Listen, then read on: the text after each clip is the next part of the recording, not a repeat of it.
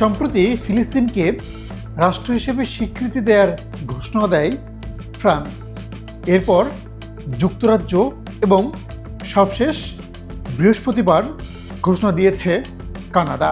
দেশ তিনটি বলেছে যদি ইসরায়েল তাদের শর্ত না মেনে নেয় তাহলে আগামী সেপ্টেম্বরে জাতিসংঘের যে অধিবেশন হবে সেই অধিবেশনে আনুষ্ঠানিকভাবে তারা ফিলিস্তিনকে স্বীকৃতি দেবে।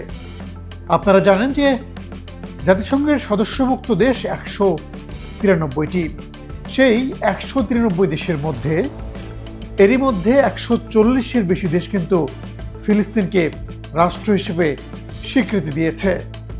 এখন যারা পরাক্রমশালী বা শক্তিশালী যে দেশগুলো যারা এতদিন ফিলিস্তিনকে স্বীকৃতি দেয়নি তারা কিন্তু নতুন করে তাদের সিদ্ধান্ত পরিবর্তন করতে যাচ্ছে।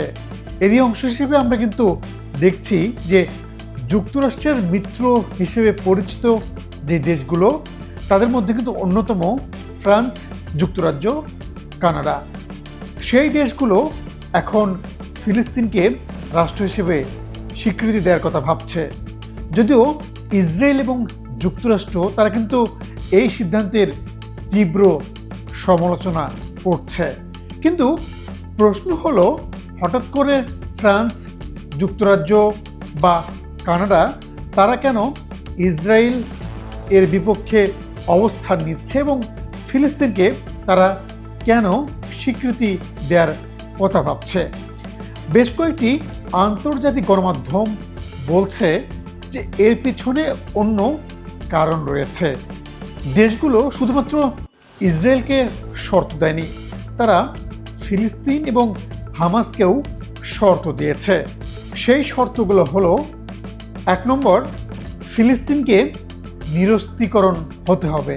তার মানে ফিলিস্তিনের হাতে কোনো প্রকার অস্ত্র থাকা যাবে না। আরেকটি কারণ হলো হামাসকে গাজার শাসন ব্যবস্থা ছাড়তে হবে।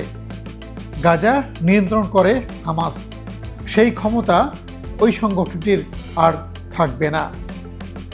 একে তো ফিলিস্তিনের কাছে কোনো আত্মরক্ষার জন্য অস্ত্র থাকবে না, আরেকটি হামাসের হাতে গাজার শাসন ক্ষমতা থাকবে না।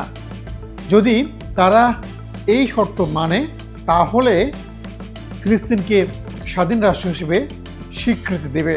যদিও এই দেশগুলো একবারও বলছে না যে গাজায় যে অত্যাচার চলছে, ইসরায়েল বাহিনী দিনের পর দিন যে এত মানুষকে মেরে ফেলছে তার প্রতিবাদ স্বরূপ তারা কিন্তু বলছে না যে ইসরায়েলকে নিরস্ত্রীকরণ করতে হবে।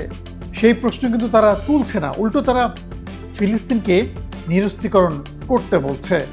ফিলিস্তিনকে স্বাধীন রাষ্ট্র হিসেবে ঘোষণা দেওয়ার আর একটি কারণ হলো ইন্টারন্যাশনাল চাপ এবং নিজেদের অভ্যন্তরীণ যে চাপ সেই চাপ বাড়ছে।